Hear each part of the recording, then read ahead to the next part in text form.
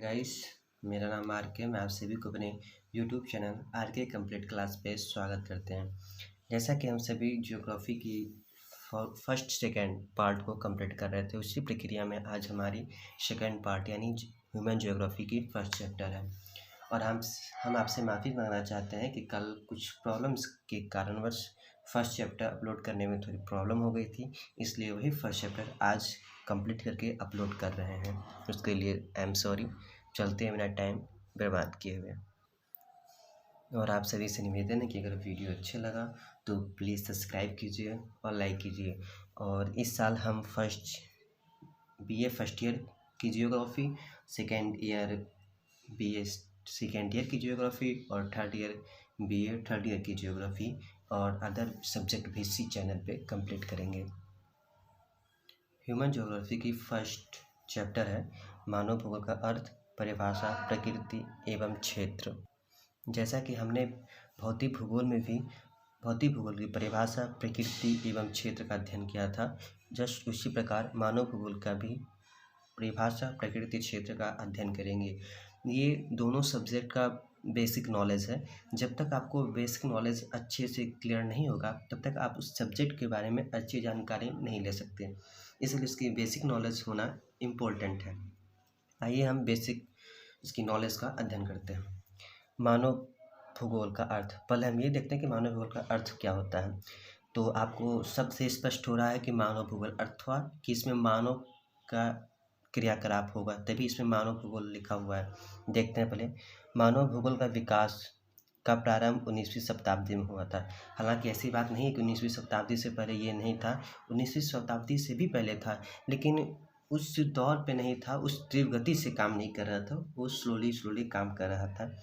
लेकिन 19वीं शताब्दी में ये अपनी तीव्र गति आ जाती है इसमें। इस उत्थान एवं विकास के लिए इस शताब्दी में अनेक विद्वानों ने भूगोल के उत्थान एवं विकास के लिए अपना अपना जीवन न्यौछावर कर दिया। और ये बात सही है कि उस समय ऐसे अनेक से विद्वान आए जिन्होंने भूगोल के बढ़ाने के लिए, भूगोल के क्षेत्र में प्रगति करने के लिए अपना जीवन न्यौछावर कर दिए थे, जिसमें से फ्रेडरिक रेटजर आते हैं। इनके द्वारा एक प्रमुख पुस्तक लिखी गई है एंथ्रोपोजियोग्राफी। ये पुस्तक 2 खंड में प्रकाशित हुई थी, जिसकी प्रथम खंड लिख लीजिएगा 1882 यानी 1882 और सेकेंड खंड इसकी 1891 यानी 1891 में प्रकाशित हुआ था। इस पुस्तक में जो मेन अथवा केंद्र बिंदु माना जाता है वो मानव के माना जाता है। इसी के कारण इससे एक न्यू विचारधारा का प्रकाशित होता है, जिसको आप लोग संभवतः सुने ही होंगे। क्या कहते हैं उसे, निश्चयवाद या नियतिवाद विचारधारा के नाम से हम लोग जानते हैं। प्लीज समझते हैं कि रेटजल ने इसके बारे में क्या कहा है। रेटजल का कहना है कि मानव सर्वत्र वातावरण से संबंधित होता है। ये कहने का मतलब है कि जो मानव होती है वो सभी वातावरण, अथवा वो आपके जल से, वायु से, पर्वत से, अथवा कहते हो भौतिक चीज़ से, सभी से वो संबंधित होता है। जो स्वयं भौतिक दशाओं का योग है, अगर इन सभी दशाओं को अगर काउंट किया जाए तो इनमें आपकी इम्पोर्टेंटता मानव भूगोल से ही आती है, क्योंकि मानव ही एक ऐसा व्यक्ति है अथवा ऐसा वातावरण है जो इन सभी वातावरण से कांटेक्ट रखता है। कुछ वर्षों बाद, इससे पहले इस सब्जेक्ट को एक सब्जेक्ट के तौर पे ही पढ़ा जाता था। इसके बाद कुछ वर्षों बाद इस विचारधारा को एक नवीन विज्ञान के स्तर पर रखा, जिसका श्रेय फ्रांसीसी विद्वान पाल विडाल डी ला ब्लास को जाता है। ये अत्यधिक इम्पोर्टेंट क्वेश्चन है। पाल विडाल डी ला ब्लास एक फ्रांसीसी विद्वान थे। इन्होंने इन सब्जेक्ट को उठाकर इस पर विज्ञान के स्तर पर डाल दिया। विज्ञान शब्द मतलब क्या हो रहा है, विज्ञान शब्द का अर्थ हो रहा है खोज, अथवा ये जियोग्राफी में खोज सब्जेक्ट को भी, खोज शब्द को भी काउंट कर दिए, जिससे यह विज्ञान के स्तर पे पहुंच गया। इनके द्वारा कहा गया है, प्रोफेसर डी लाब्लास द्वारा, मानव भौगोलिक विज्ञान के सम्मानित। इनके कहने का मतलब है कि जो मानव भूगोल है वो भौगोलिक विज्ञान अथवा जो मतलब पूरे पृथ्वी से रिलेटेड जितने भी विज्ञान है उसके बराबर है, जो एक तने का नवीनतम अंकुर है। जैसे एक कोई छोटा सा तना होता है और उसके कोई नवीन अंकुर होता है, जस्ट उसी के समान है। ये बीए फर्स्ट ईयर यानी जो बीए की जो बुक है उसके अकॉर्डिंग ये परिभाषा है। एक चर्चित परिभाषा है जिसको आपको समझने में आसानी भी होगी।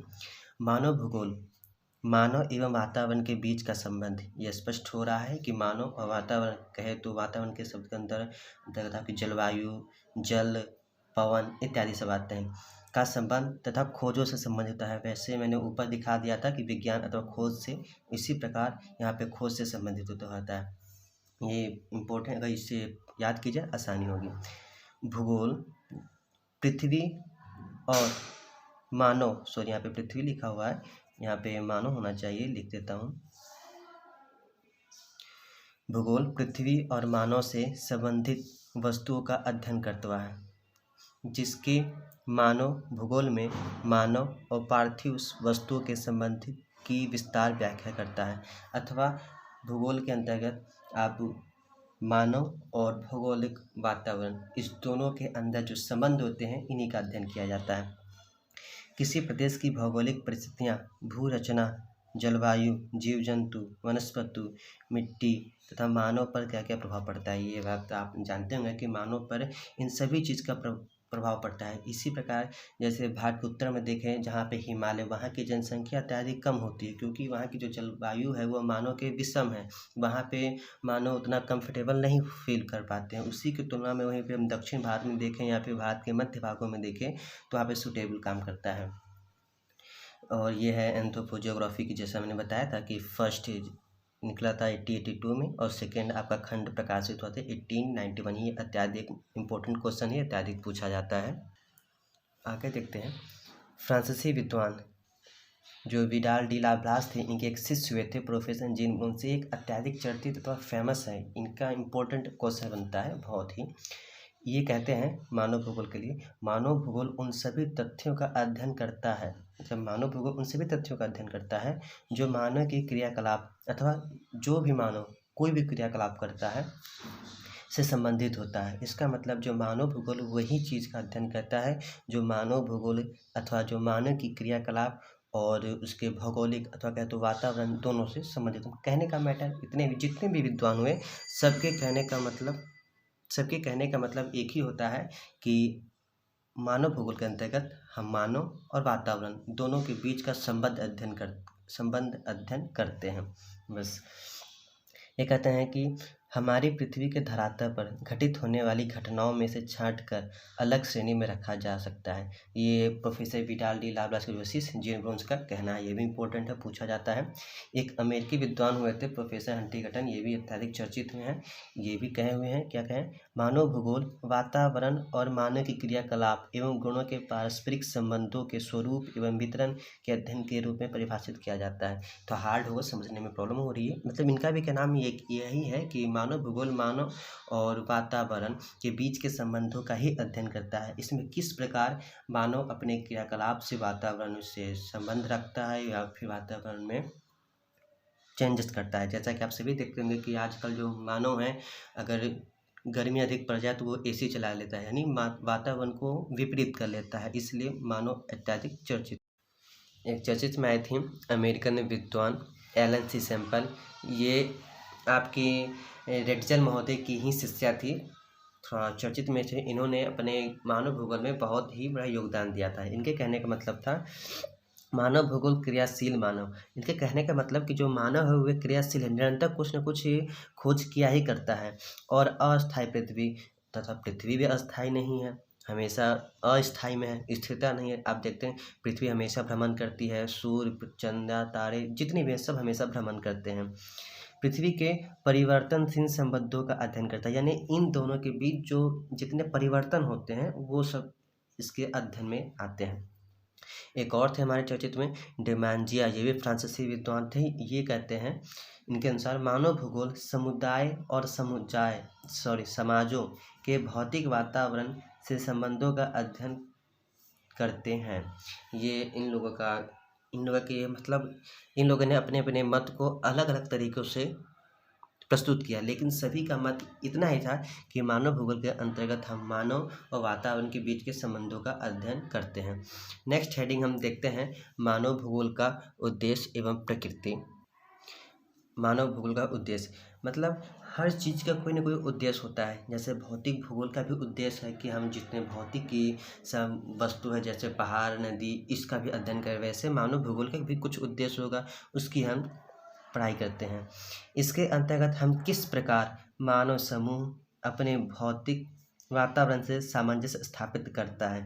इससे कहने का मतलब है कि जो मानव है वो किस प्रकार अपने भौतिक वातावरण, अथवा चाहे हिमालय ले लीजिए, चाहे भौतिक यानी जो पृथ्वी पे रिलेटेड है, उस पे किस प्रकार सामंजस्य यानी अपनी बराबरी स्थापित करता है तथा ऐसा करते समय वह अपने द्वारा अर्जित अनुभव एवं प्रादेशिक अंतर संबंधों का वह पूरा लाभ उठाता है।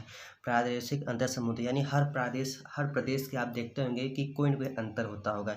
जैसे वहीं अगर हम हिमालय में देखें तो विशेष ठंडी, और वहीं अगर हम राजस्थान में देखें तो विशेष गर्मी। ये डिफरेंस है ना, बस यही डिफरेंस इसको कहते हैं।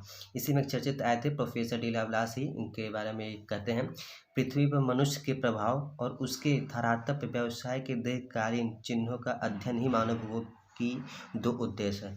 इसलिए कहते हैं कि मानव भूगोल का जो उद्देश्य है कि किस प्रकार मानव इस पृथ्वी का ये जो व्यवसाय है उसको दीर्घकालीन तक निरंतर बनाए रखे।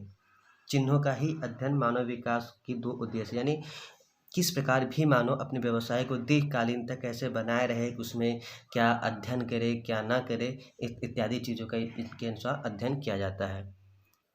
अब नेक्स्ट विद्वान का देखते हैं, प्रोफेसर जी बुन्स का है। मानव भूगोल का उद्देश्य मानव क्रियाकलाप अथवा जो बताया था कि जो मानव क्रिया करते हैं, और भौतिक भूगोल मतलब जितने पृथ्वी पर रिलेटेड जो हम आँख से देख रहे हैं जो पृथ्वी पे है, उन चीज़ के तत्वों के संबंधों का अध्ययन करते हैं। मतलब किस प्रकार मानव अपने भौतिक चीज़ों से संबंध स्थापित करता है, इनका भी वही कहने का मतलब है। जैसा आप देख रहे हैं कि सबका कहने का मतलब एक ही है, बस सब अपने अपने अलग अलग तथ्यों का उदाहरण दे रहे हैं। मानव भूगोल का क्षेत्र पर विद्वानों का विचार, जैसे मानव भूगोल के अंदर क्या अध्ययन करना चाहिए, जैसे अध्ययन करना चाहिए, हाँ विद्वानों के इनमें अनेक अनेक विचार हैं। जैसे क्या क्या विचार हैं देखते हैं। पृथ्वी के विभिन्न भागों के निवासी में रंग रूप, कार्य क्षमता, भोजन, रहन सहन, वेशभूषा, रीति रिवाज, संस्कृति इत्यादि में अंतर पाया जाता है। ये बात शायद साफ है। अगर कोई विश्वास नहीं होता तो वहीं आप देखिए हिमालय की तरफ जहाँ विशेष ठंडी है, वहीं आप मरुस्थल अथवा राजस्थान में देखिए जहाँ विशेष गर्मी है। इन दोनों पे बहुत अलग अलग होते हैं। यहाँ के रहन सहन भी अलग है, रंग रूप भी अलग होती हैं। रीति रिवाज आप अपने इंडिया के देखिए और विदेश की देखिए, रीति रिवाज भी बहुत अलग होते हैं। इनमें कुछ ऐसे विद्वानों ने अपने अपने मत दिए हैं। जैसे देखते हैं प्रोफेसर ब्रून्स